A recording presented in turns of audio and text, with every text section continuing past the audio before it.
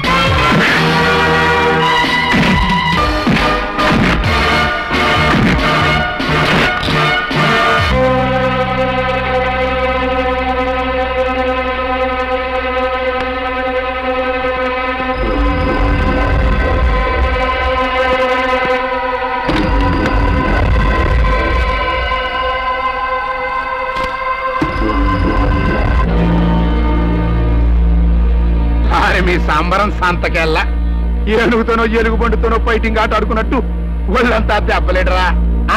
చెప్పండిరా. అయ్యా మన గంజాయి ఏంట్రా నస? నోటేనా బాతుకుంటున్నావా? చెప్పండిరా. బావ టైం బాగలేకపోతే మీరేం చేస్తారు? బాగా పన్నులు తినొచ్చామని చెప్పండి. బతికిపోయావు. అయ్యా చక్రధర్రావు మనుషులు మమ్మల్ని చెతకతన్ని గంజాయి దోసుకెళ్లారండి. చక్రధర్రవా తొక్క. ఆడి కథ ఫినిష్ అయ్యి చాలా కాలం అయిపోతే ఇప్పుడు వచ్చి కాగమ్మ కథలు చెప్తారంట్రా. అమ్మో, ఆ చక్రధరావునంత తేలిక తీసిపారేక బావా. గ్రహచారం బాగలేకపోతే గాడితోకే నాకు బావై కాటేసిందంట. నిజమయ్యా, వాళ్ళు చక్రధరావు మనుషులే. చక్రధర్రావా? బావో, ఈ మధ్య నాటి దగ్గర కొంతమంది శాఖలు లాంటి కుర్రలు చేరి ట్రైనింగ్ అవుతారని విన్నాను. కుర్ర నా కొడుకుల అండ చూసుకుని ఈ రాచకొండతో ఢీ కొంటే బూడిదైపోతాడు నా కొడుకు. ఆ చక్రధర్రావు ఎక్కడుంటాడో, ఆడి వెనకాల ఎవరెవరున్నారో వివరాలు సేకరించండి. ఈ రాచకొండ ఇక్కడ అగ్గిపుల్ల గీసాడంటే కొత్త ఢిల్లీ రోడ్ల మీద పైరింజలు పరిగెత్తాయి. ఆడెంత బతుకెంత. Fantastic, marvellous, unbelievable. Hearty congratulations to you my bye.